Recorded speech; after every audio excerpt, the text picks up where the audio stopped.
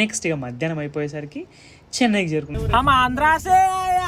Marina beach కైసే జానా. మనం ఎలాగో ఇక్కడ దాకా వచ్చాం కదా అని చెప్పేసి మెరీనా బీచ్ చూద్దామని చెప్పేసి చెన్నైలోకి వెళ్ళాం.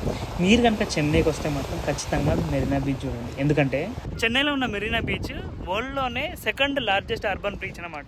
Yes, second largest urban natural beach in the world. అలాగే ఇండియాలోనే the longest urban natural beach అనమాట. ఇది దాదాపు దీని పొడవు 13 కిలోమీటర్లు ఉంటుంది.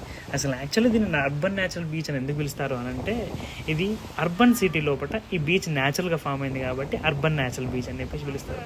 సండేస్ మాత్రం అస్సలకే రాకండి, ఫుల్ క్రౌడ్ ఉంటుంది. కానీ ఇది ప్లేస్ మాత్రం సన్ రైజ్కి మాత్రం మంచి ప్లేస్ ఇది. కానీ బీచ్ చూస్తే మాత్రం అయితే కొంచెం డిసప్పాయింట్మెంట్ అనిపించింది. ఎందుకంటే చాలా వరకు ఇక్కడ స్టాల్స్ ఉన్నాయి. అన్ని స్టాల్స్ ఉండేసరికి అందరు ఇక్కడనే ఫుడ్ తిని ఇక్కడనే ప్లాస్టిక్ కవర్స్ అన్ని వ్రాపర్స్ అన్ని వాడేస్తున్నారు.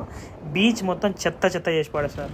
కానీ ఇక్కడ ఒక మంచి విషయం ఏమనిపించింది అంటే మాత్రం ఇక్కడ ఒక ట్రాక్టర్ తిరుగుతుందబ్బా. ఈ ట్రాక్టర్ ఏంటి అని అంటే ఈ ఇసుక పైన పడ్డ ఈ ప్లాస్టిక్ని అంతా జల్లడబట్టి ఈ ప్లాస్టిక్ని తీసుకుపోయి వేరే ఒక చెత్త డబ్బాలో లేచి పెట్టేస్తుంది.